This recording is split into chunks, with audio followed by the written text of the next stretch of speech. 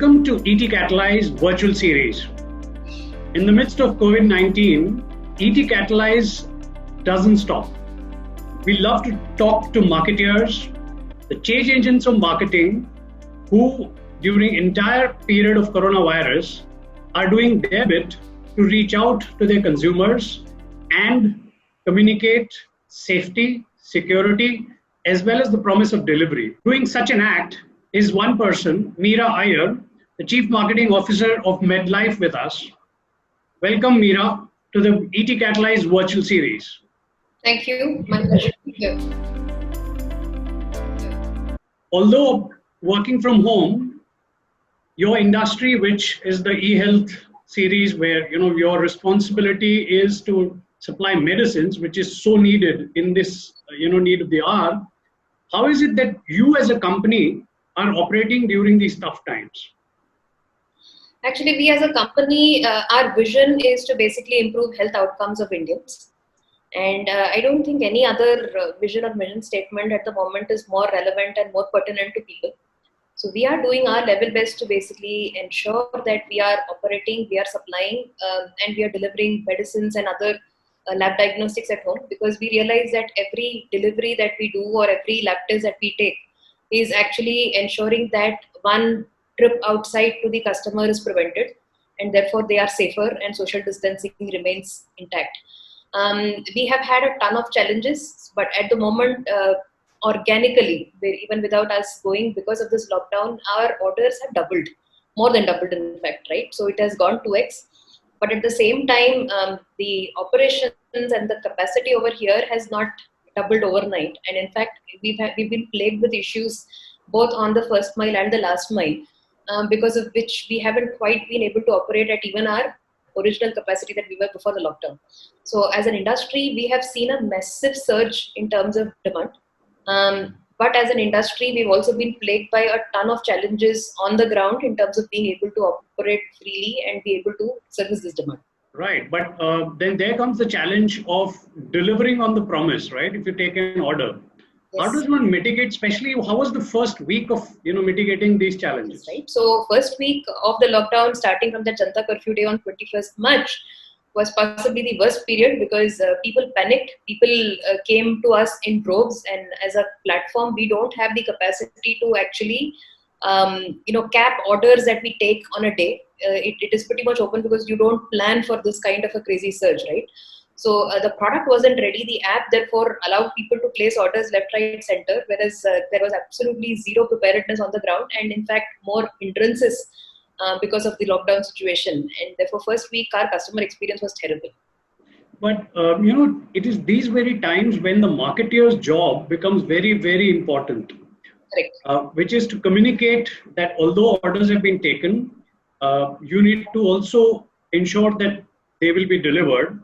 And yes, obviously there will be gaps. How does a marketer deal with the communication challenges? Because the communication gap is where the trust gets broken, especially for a e-medicine platform like you. Correct. You're absolutely right. In fact, in our company, we basically split ourselves up into 7 groups. It's almost like a war room format, which assembles every day and really discusses what to do. So I am personally leading the communications piece, because we realize that there are 2 very important stakeholders at this point in time from a communications perspective. One, of course, the customer, who is coming to us with a lot of expectations and hope, and also is pretty stressed out at this time. And the second one, and equally important, is my own internal employees, right from the guy on the ground who's delivering medicines, and the person who's picking and packing at the warehouses, to our people in head offices and the call centers who are now working from home. It's a very new, weird kind of a situation for them as well. So two important stakeholders for me, and communication really was the key in terms of ensuring that we set the expectation right. We make it very transparent to people that this is the situation we are facing, and yet at the same time show a lot of empathy to our customers and make them understand that we are equally pained with the kind of delays and issues that are happening at our end with respect to servicing and fulfilling their orders. And we just want them to give us a little bit more time and put up with a little bit of poor experience at this time, but we will do everything possible to actually reach their medicines home. And that's critical because 85% of our base is actually chronic patient base, and they have medicines like they have groceries, they have food, right? They literally have this time. During the lockdown, everyone's forced into homes, and almost all websites have seen a massive surge, on digital readership, viewership, which has also taught a lot of lessons and newer methods and means of communication through the digital medium. Any experiences that you've had using the digital medium, or realization during this period that you've had for the digital medium, which will alter your plans in the times to come? I don't think it alters. Given that I'm part of the e-commerce industry, digital is anyway something which is a center point for me in terms of transactions. But what have we done differently on digital at this time for lockdown? I would say that the other part that I have focused my team on and focused all their energies on has been to really create excellent content around the both corona as well as non-corona. And why? Because digital is brilliant. It has completely destroyed information asymmetry that used to exist before digital came on board. So everybody has access to Google. But at the same time, digital is also something that has its own issues when it comes to verifying any kind of content that is out there. And therefore, you have WhatsApp University, graduates who are, forwarding stuff left, right, center without knowing whether it is right or wrong. So, True. Accuracy. one of the things that we took on at this time, absolutely. So, therefore, one of the things that we took on at this time was to ensure that we create a series of MedX talks. And MedX is something that is a trademark of MedLife. We do a lot of doctor discussions and interviews over MedX. And we basically said that hear it from the experts and not from some random forward that's come across to you. And you talked about the post-COVID era and post-COVID world. Would you think that there'll be a new normal to adjust for and work on post-COVID? Until the time that you have a vaccine or a cure that comes out for COVID, it is going to be a threat. It is definitely something that is going to play a lot on people's minds. And so coming to my industry particularly, which is retailing of medicines and lab diagnostics at home, I see that this is going to continue to be the norm and become even more relevant and important in people's lives. People will prefer to shop this way rather than having to go out and mingle with crowds. And therefore, it is only going to increase. It is only going to go up. Secondly, I also see that people are going to become possibly a little more concerned about their health and see particular categories like immunity boosters, particular categories like, let's say, all these prevention ones like masks and sanitizers and your steriliums and other things actually going up a lot in terms of consumption and overall penetration in terms of households. We just ran a survey with our own MedLife customers. A month back, you hardly had less than 5% of the people claiming that they ever use masks in their lives. And now it is like at an all-time high, right? So behaviors have changed. The categories that are growing have changed. So there is going to be some categories that are going to witness a huge spike and continue to be there till the time that you have an effective cure for this disease. And yes, online is going to continue to boom and prevail for this industry for sure. Two last questions. One, for you personally, how have you structured your day and your task while operating from home? So, good question. Big part of the leadership team comes with a lot of responsibility. So, in a way, my regular routine has gone for a complete toss. We are pretty much working 7 days of the week, and there is no break. But what we do is, one, I think in terms of best practices of working from home, we very clearly, outline some of these things, which is one, I think it makes a lot of sense to treat it like a normal day, therefore get up the way you would normally do, get dressed up, not wear some, not be in house clothes, but actually wear something that you would wear to your office.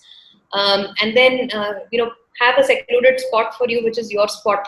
And that's where you basically work out of. At the same time, breaks are important. you would have these breaks naturally in office when you were walking across to a meeting room, when you were generally going across for a cup of water or some beverage that you wanted to pick up, or even your lunch break. So having those intermittent breaks where you basically go, you do something different. In fact, I have kept a rule for myself where I said that I need to talk to at least 10 people every day, right? And man is a social animal. If I don't do that, I am going to be in deep trouble. And equally, even for the team, so we have instituted and on the calendar itself, 5:30 to 6 every day evening as coffee chat time. So the whole team basically comes onto a Zoom link, and we are allowed to do and talk anything other than work. So it is something that people really love. They enjoy. They just come on board. There are quizzes happening. There are dumb charades happening. People are doing antakshari. There is so much of general banter. Leg pulling, hasi mazak. All that is really critical. So we've also managed to carve out a time and on the calendar and saying this is also important. We've done that, and I suppose it's really a mix of one, being disciplined, two, ensuring that you have fun also, and three, keeping the communication open. So communicate, and over communicate has been the mantra during this entire lockdown period for me. So I gather not just work from home, you've managed to ensure there's fun at home for all you and your colleagues. Absolutely, very critical. I told you that my two stakeholders are, one, the customer, and two, my own internal set of employees. It is absolutely critical to keep their morale high and ensure that they are also feeling good at this time. Because let's face it, being holed up inside home, and that too for such a long period, is a first for almost everybody. And a lot of people don't seem to be liking it too much. Right. One last question. As a marketer, you have to balance your own responsibility towards your business and its survival, and you also have a societal responsibility, especially in the sector that you operate in. Yeah. People have used social campaigns, social messaging as one way to connect with their existing consumers and as well as build, and acquire newer consumers. How does one balance these two, right? You have your own responsibilities towards your business, but at the same time, you have to champion the cause that is now being, worked at with across all companies, corporates, individuals, temples. Everyone's trying to pitch in. How does one sort of balance these two, if at all one has to figure out a way? Actually, it is a beautiful thing with MedLife, right? You're right. The sector that I operate in, by ensuring that we operate, by ensuring that we are up and running and to the capacities in terms of to the demand that is coming in, I'm pretty much doing both. I'm taking care of my business also, and I'm also doing a huge social service. I pointed out saying that at this time where social distancing is really critical to stop spread of coronavirus, ordering online and getting deliveries is possibly one of the best ways to ensure that you remain safe. So my focus, even though I'm heading marketing, but I also am a P&L owner over here for the company, and therefore my focus is really on enabling and ensuring that we go out there and deliver as much as possible. And whether it is about liaising with the law enforcement agencies across the states, whether it is about talking to government and ensuring that they provide fast clearances, just clearing the path and paving way for people to be able to go out and deliver and ensure that other people are safe in their homes, is possibly a mix of both business and social service at this time for us. And secondly, like I told you, we have taken it upon ourselves to ensure that the right knowledge spreads and people are aware of the right set of things about corona and don't get bogged down by a lot of fake news and other bits, and stay positive. So I think these are the two ways in which we are really managing life at this time, and it's pretty much work is service at the moment. Sure. Thanks a lot, Meera. You're the first participant in the ET Catalyse Virtual series.